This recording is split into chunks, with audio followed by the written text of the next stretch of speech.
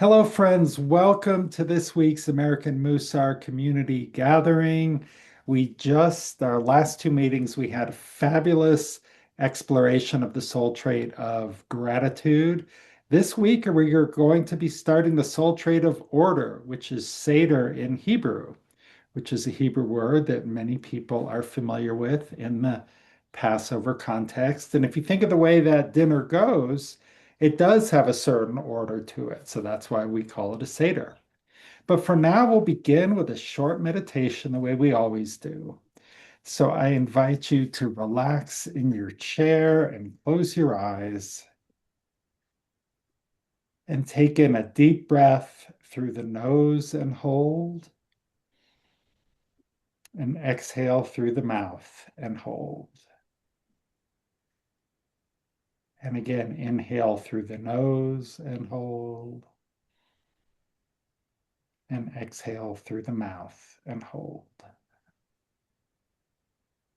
And as you go at your own pace of inhaling through the nose and holding, and exhaling through the mouth and holding.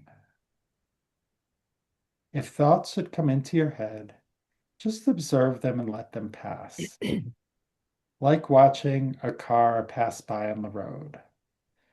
Now is not the time for solving problems.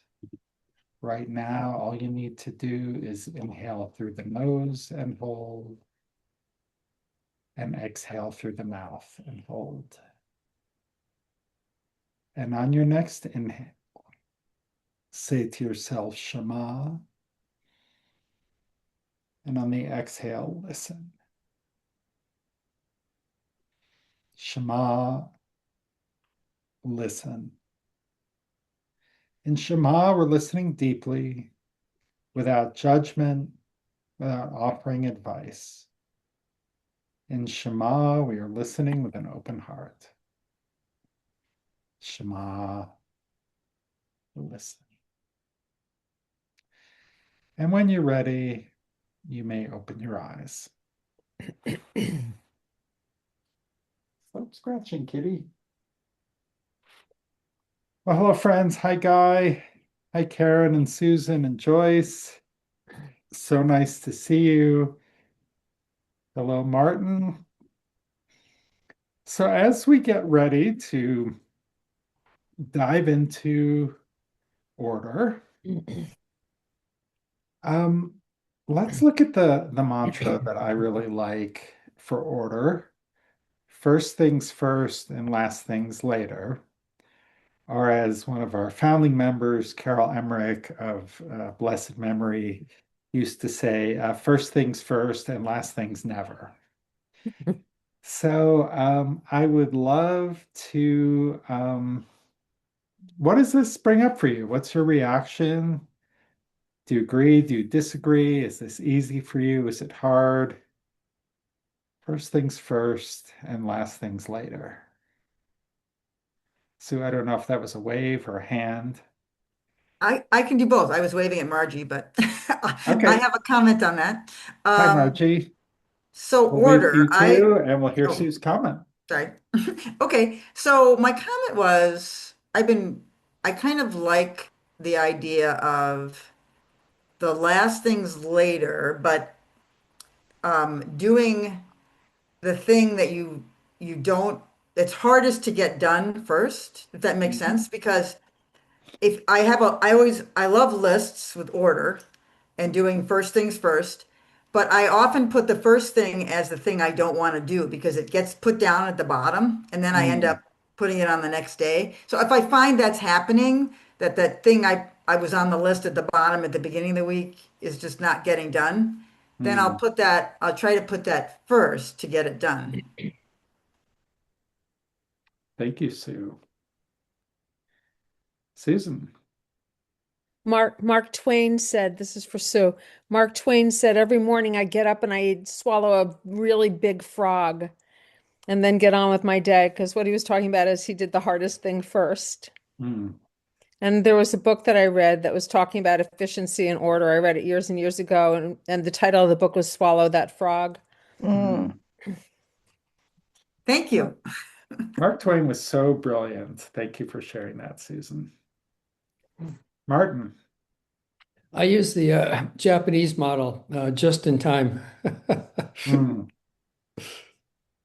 You want to explain a little bit more what that means for people who are Oh, not familiar with it? sure. I'll have a list of things that need to get done, and each of them will have a time frame when it needs to be done. So I keep putting things off because I wear many hats. But the thing that needs to be done by 4:30 today, that'll get done at 4:29. Mhm. Never miss a deadline. Yeah. Thank you, Martin. But it sounds like you do have a planning strategy and you kind of plan that in. So kind Yeah, of so do things when they need to get done, but you're not a get it done 2 weeks ahead of time kind of person. correct. Yeah, yeah. So I guess it's a habit of doing it just in time. So yeah. Yeah. Yeah. And that may or may not be the same planning strategy as first things first and last things later. We kind of heard two different planning strategies. One is, you swallow your frog, you do the hard thing first. Yeah.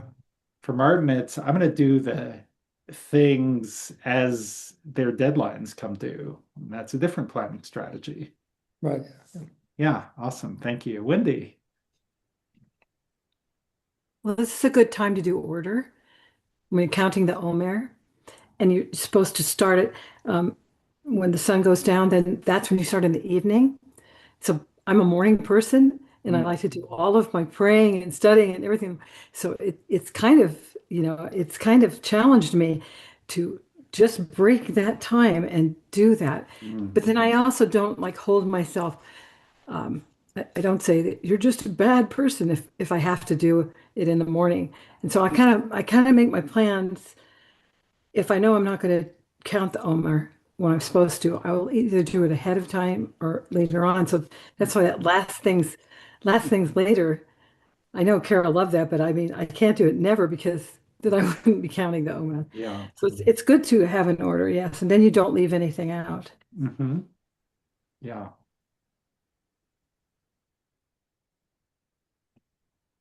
Nico. Hi. Yeah, I tend to do things at the last minute too. I think it's one of the things when you're in a profession with deadlines, because then you go by deadlines. Hmm. I also try to use, I discovered recently it was called the Eisenhower matrix, Wow. that you prioritize things between what's important and what's urgent. Hmm. And you start with what's both important and urgent. And then there are things that are important but not urgent, like long-term goals, Hmm. getting back to exercising, I don't know, doing that big project that you have always wanted to do, but keep pushing back. And then things that are both not important and not urgent. Um, Hmm. like the example they were giving when I was researching it was spending time on social media, for example, which is neither important nor urgent, and which you can completely eliminate and Hmm. save time for other projects. Yeah. Yeah, I used that a lot at one point in my life for about 5 years. That was like the Eisenhower matrix was like my major planning tool. But May I ask why we're, you dropped it or why you evolved out of it? yes, well, I finally decided that working in the corporate world was neither important nor urgent for me. So I left. Task accomplished. But yeah, Wendy, is that another hand or is your hand just still up from before? Aileen. Um, this one I thought I was good at, but the more I think about it, I think I tend to prioritize everything. And that's what that means is number one, there's some short shrift to the things that are most important, Hmm.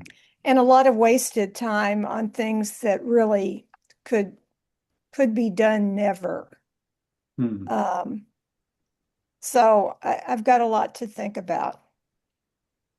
Thank you, Aileen. Thank you for sharing that. And yeah, I think a lot of us, I mean, my first, when I was in the corporate world, the first class I took was in time management because this is just not something that is natural to me. And I really like that point you made. It's like, well, there has to, first things first assumes that you've set a true priority.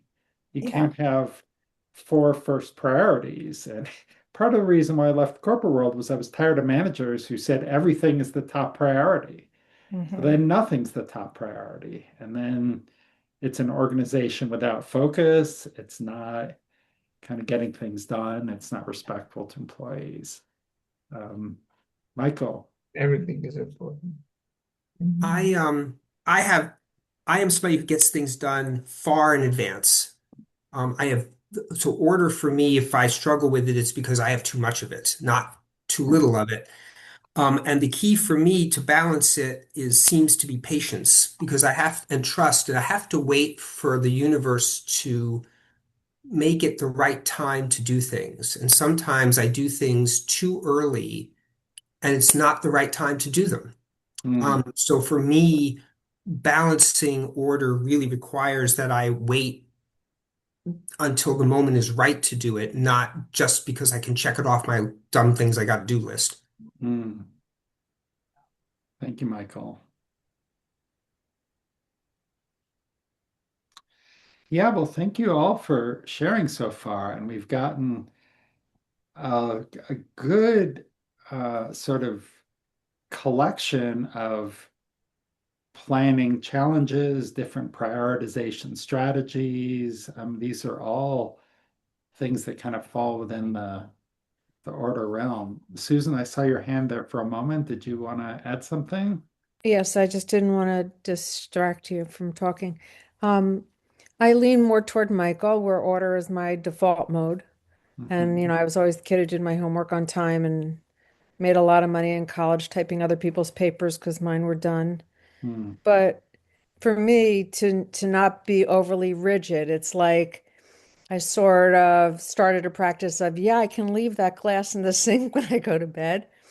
But more importantly, for me, it also ties in with, honoring other people or respecting other people, like giving everyone else their space to be how they are. mm, Or when my adult children come to visit and my house is in chaos, their shoes mm, all over the floor, every light is on in the house, the sink is full of dishes, mm, to just laugh and say, that's okay.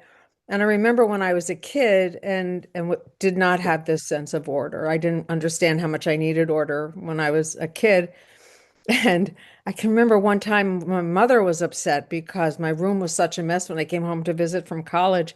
And I actually said to her, um, cleanliness is next to loneliness, meaning you can be as clean as you want to be when I'm not here. So I remember that for myself now when my family comes by and the place explodes.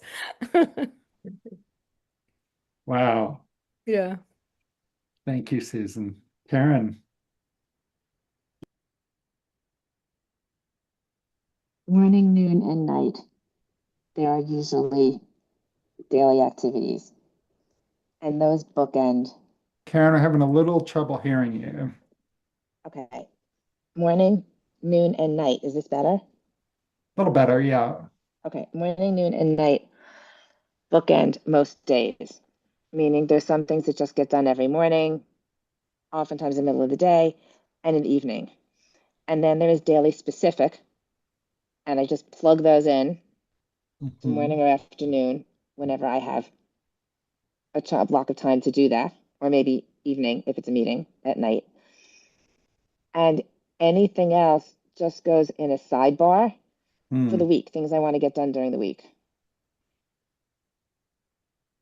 And that's how I do it. Thank you, Karen. Thank you. All right, well, let's go a little bit deeper and see what some of our literature has to say. Um, so as we start to say, well, what is order? Could someone please read? Um, why don't we read both of these bullets and we can talk about them together? I can read. Thank you, Margie. Yep. Okay. All your actions and possessions should be orderly, each and every one in a set place and set time. Let your thoughts always be free to deal with that which lies ahead of you. Thank you. Lack of order causes confusion, and one whose mundane matters are without structure and order will also be confused in their service of God. Wow. Thank you. All right. So I'm going to stop the share and then I'll paste these into the chat.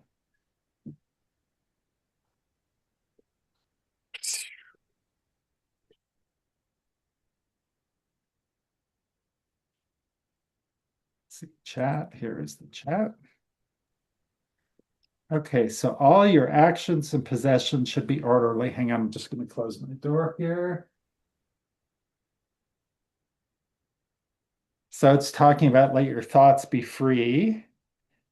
And then the second one is talking about confusion, which is kind of when the thoughts aren't free. So what I would love to hear some reactions. What do you relate to? What do you relate to too much? What do you not agree with? Yeah, Margie. Well, I immediately don't agree with this lack of order and confusion in my service of God, because actually I equate the ultimate order has been it was established even before the Torah was written. And I think everything we do is already kind of predestined, for the lack of another word. And my order, I'm not the order, I'm not real orderly, but I don't beat myself up for it. But I certainly, but I'm finding more and more that I'm making more space for a spiritual entity. And that's part of my order. But for not being there 24/7, I feel like I'm not abandoning it.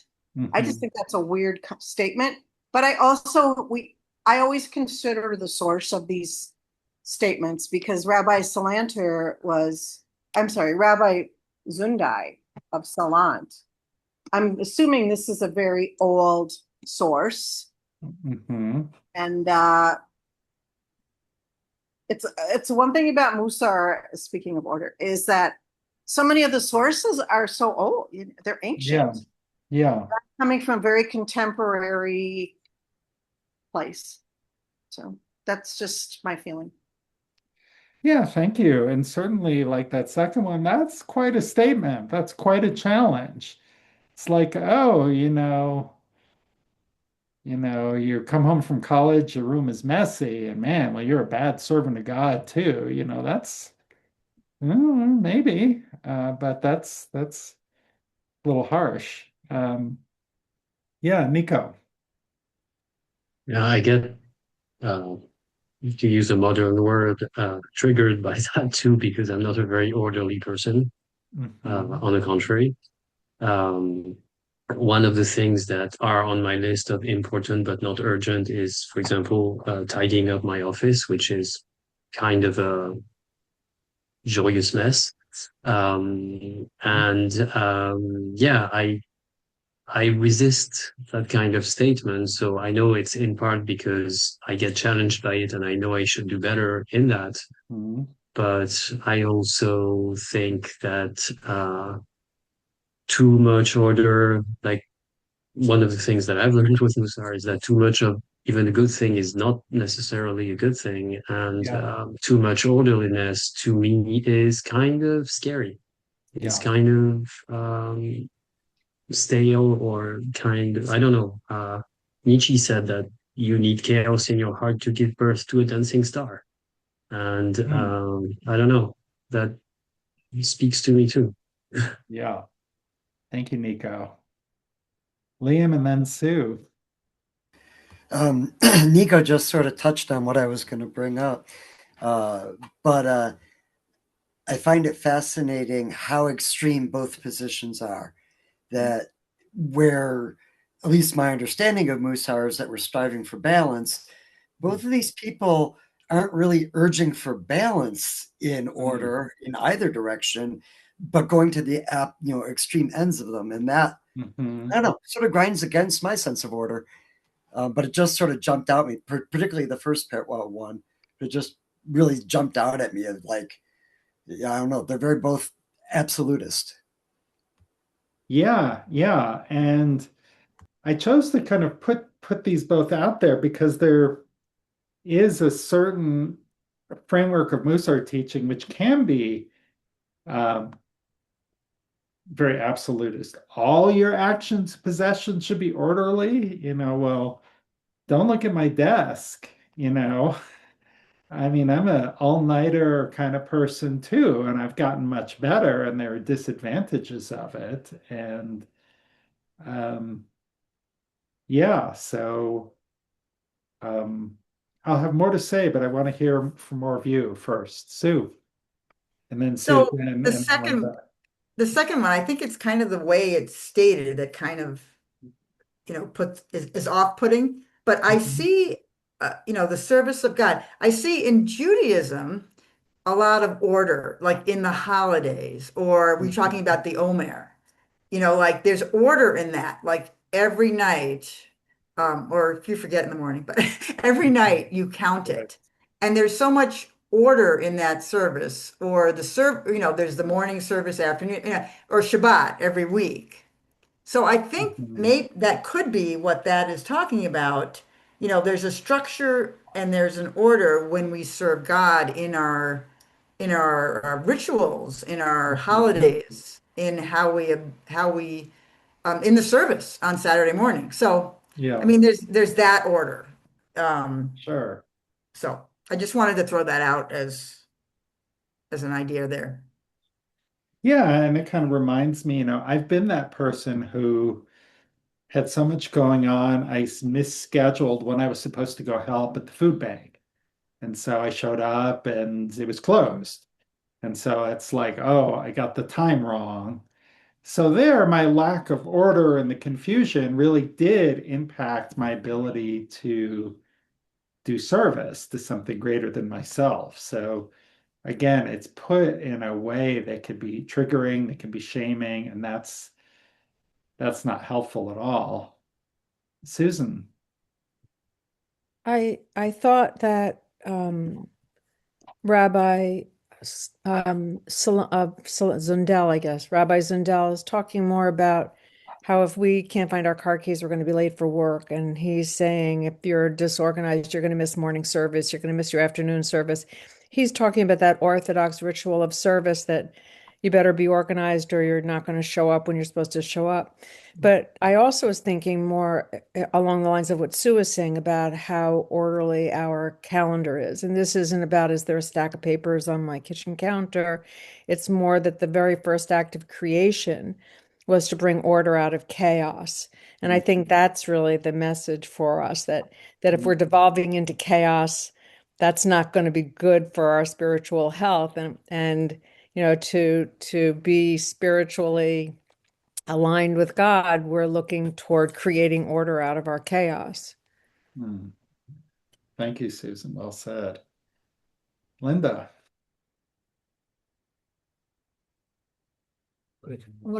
Can you hear me? Yeah. Mhm. When I was raised as a child, it was by a German Jewish father whose order was his middle name.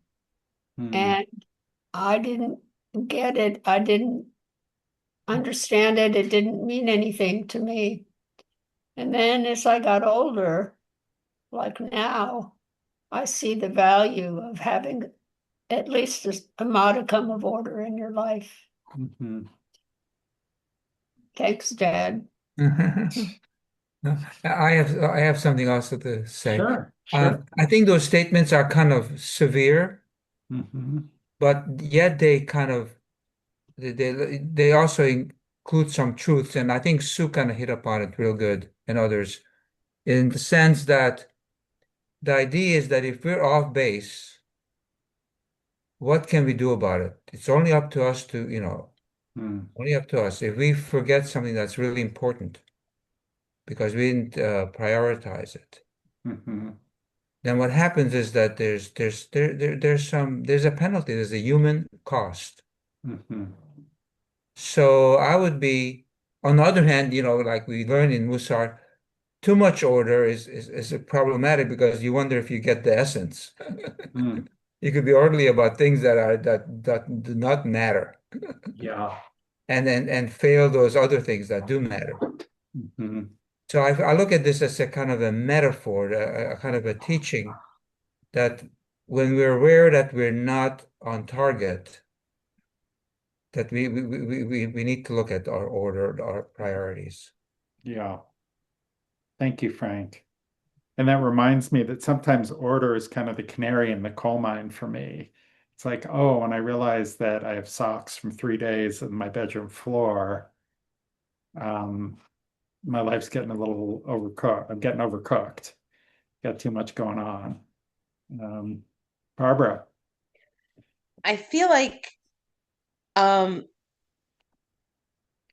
I sometimes seesaw back and forth between chaos and order, but that I understand the first statement of having your possessions be orderly and then let your thoughts be free. I do find that when things start to get, when my desk is too chaotic, when my living space is too chaotic, I can't organize my thoughts. I can't Mm, get where I want to get to creatively. I can't, so I need to stop, get everything set, put everything in a place. And then when the structure is there, I do feel freer within that space mm, to do things that I need to do.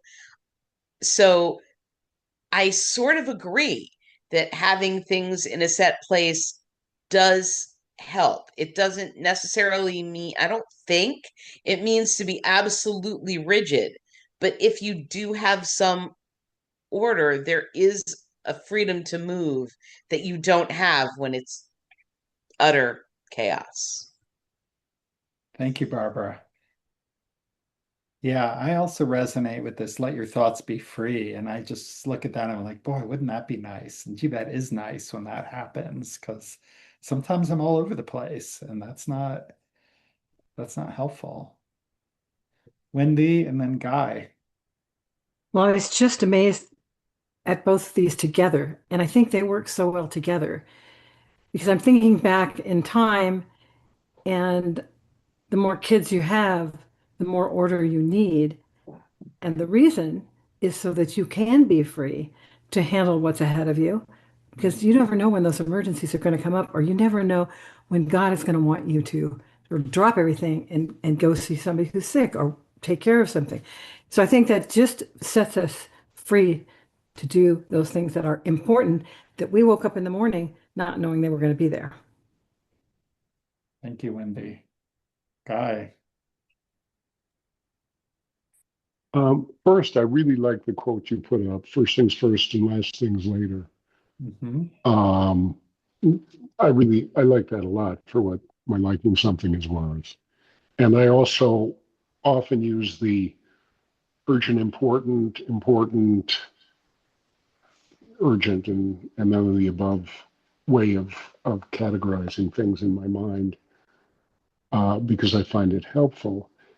And although I like some order, um, my physical area is not super ordered, although I know often what's in which pile. Mm, But the excessive order for or chaos for an extended period, the chaos for an extended period is the canary in the coal mine for me also.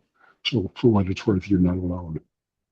I can thank live with some chaos. It's fine. I'm comfortable with it. When it gets too much, what feels like too much for too long, there's a message in the new tea leaves. thank you, Guy. So we have Frank and Linda again. Frank and I are in the process of probably moving Mm, from our co-op house where we've lived for over 40 years. And I don't know how you make your moving orderly. I think it would be very helpful, but no, it just doesn't seem possible. Yeah, I hear you. I think that is a great segue to um, the spectrum of order because, moving is inherently chaotic. You have Hmm. everything in your house has its place, and we just moved about a year ago, out of a place we lived for 20 plus years. And so only half the time that you've lived in your place, but it's just like there's a lot to do, and you can get things in the perfectly packed boxes and still, you know, it's chaotic. So if you refuse to go there, you can never move. You can never change. It's kind of a good metaphor for the danger of too much order, which a number of people um, kind of touched on. If you're not ordered enough, it's hard to be creative. But if you only are in like every can has to be perfectly aligned on the shelf, I don't know. From my perspective, it's kind of hard to be creative. So I have some more thoughts about this kind of spectrum and how do we kind of find our right place and how do we figure out where we sit on this and as a way to guide kind of our practice. Guys, your hand up again? No. No, okay.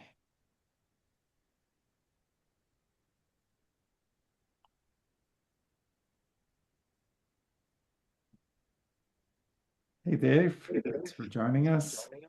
I also don't know if I've said hi to Harry or Anita. Welcome.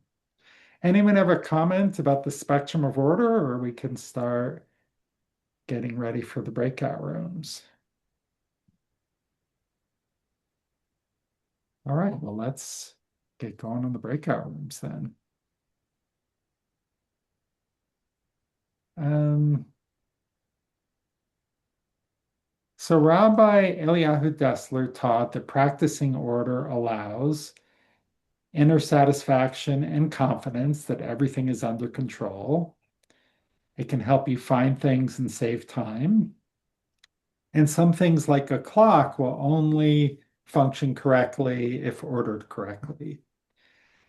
So I'll copy these in the chat, but just with your partner, which of these resonates with you? Um, I've mentioned I'm not a very orderly person, and the first time practicing order was um, a little bit of a challenge. And what I realized though was that every night I was frustrated going to bed because I couldn't find my pajamas. And so I said, well, if I put my pajamas under my pillow every morning, I won't have that frustration at night. So um, that um, really, uh, really made a big difference in my life. Okay, I'm multitasking, trying to talk and paste and create breakout rooms. I'm going to be silent for just a second.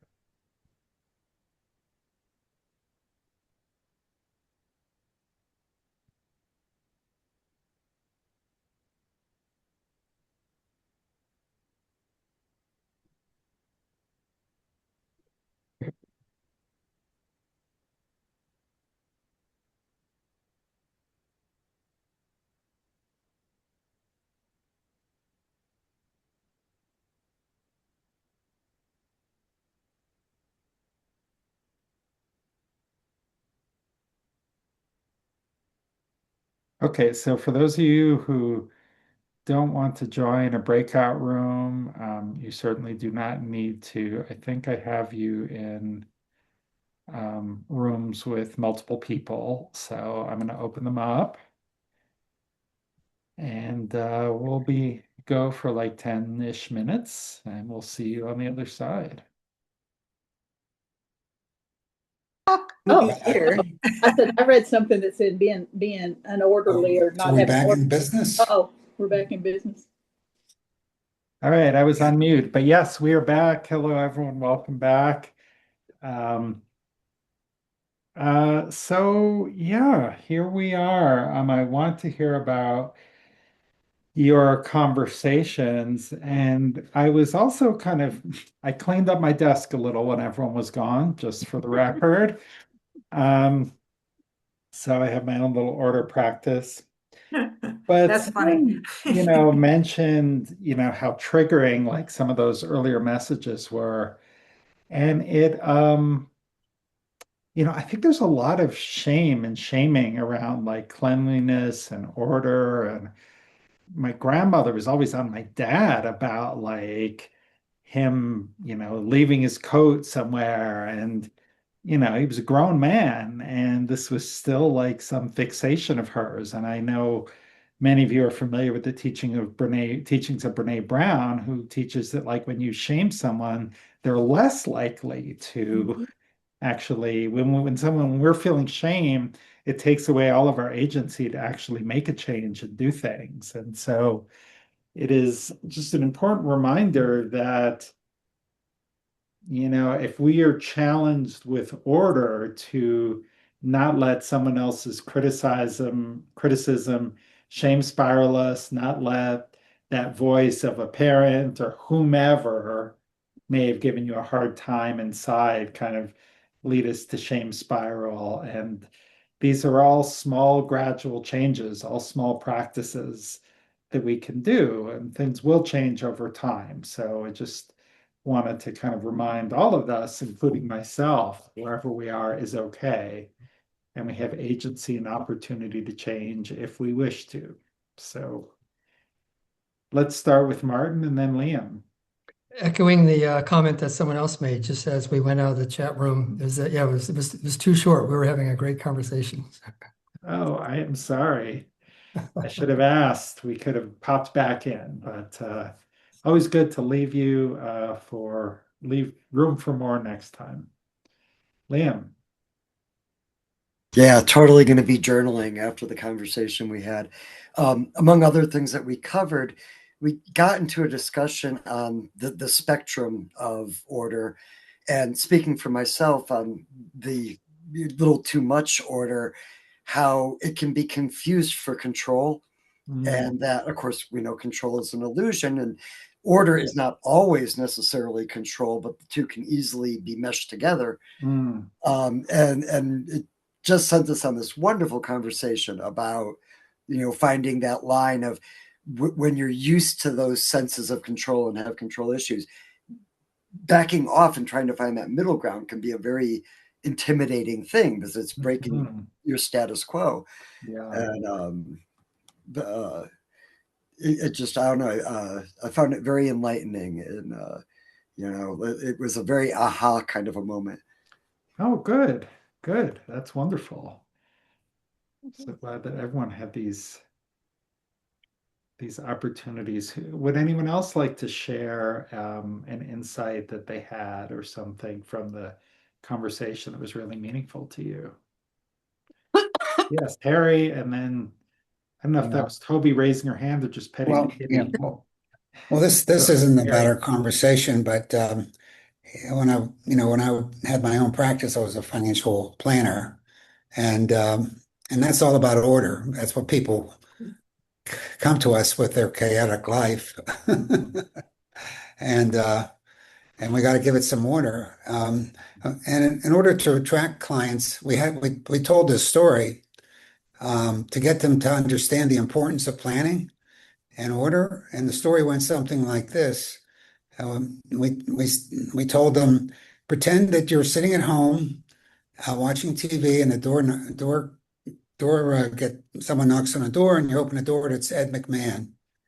And he says, congratulations, you just won the major prize.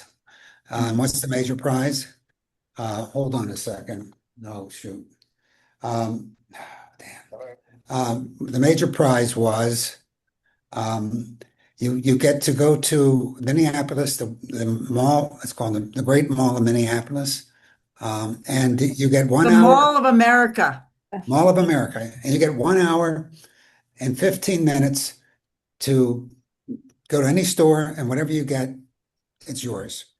Um, and there's only one thing when you get there, we're going to give you tennis shoes, and then we're going to blind you, and then we're going to spin you around.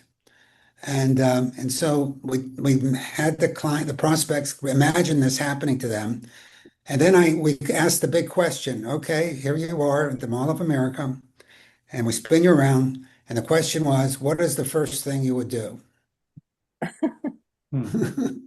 And someone, they said, well, I would run as fast, or, I'd look for the jewelry store, I look for the traffic. They know what they want, they know what they want to get, but they didn't know how to get there. And then someone would always say, I'll go to the directory and spend 15 minutes at the directory. This is why the directory.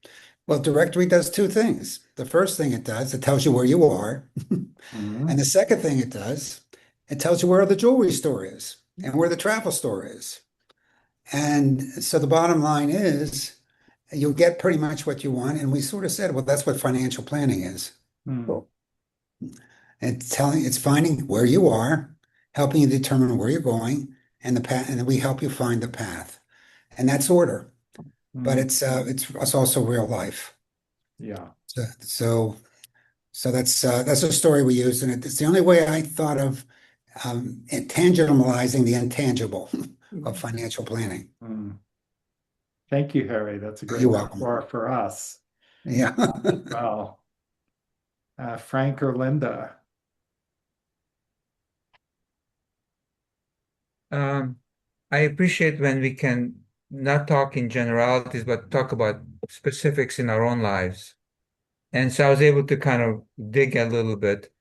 And one of the things I realized that one of the reasons that I kind of jump from one thing to the next, although I can't finish tasks, is because I do have a touch of ADHD, and I was never diagnosed. So I knew that there was something there.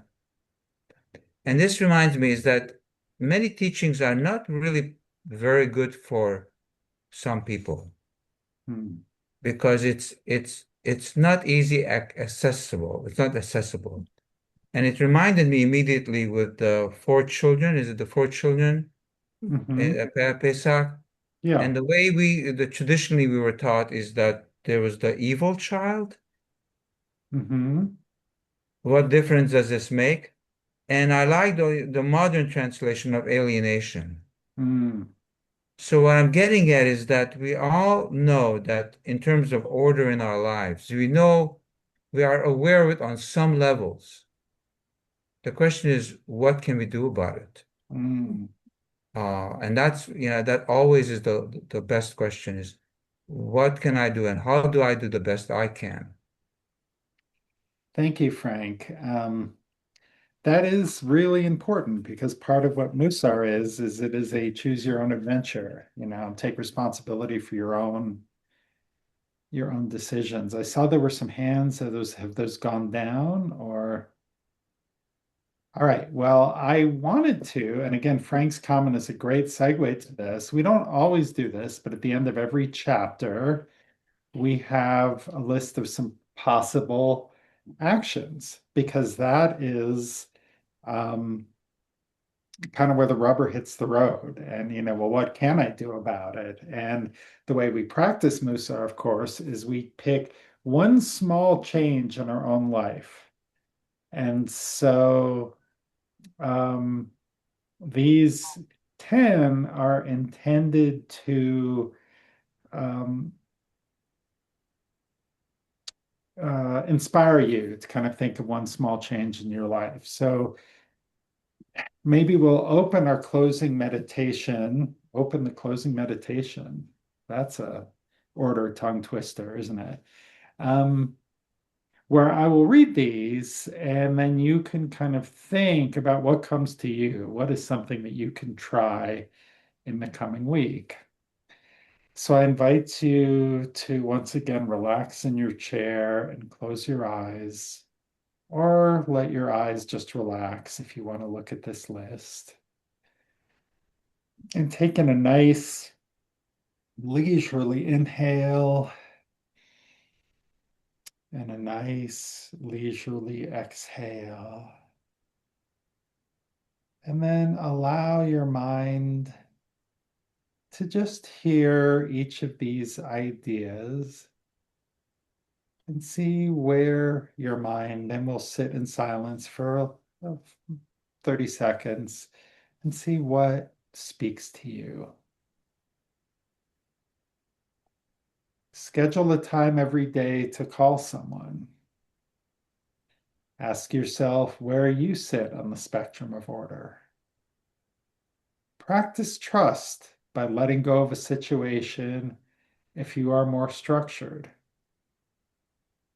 Pick one small way in your life to bring more order if you are less structured. Try doing partial cleanups. Spend some time planning. Intentionally leave something out of place. Unsubscribe from 10 email lists. Now close your eyes.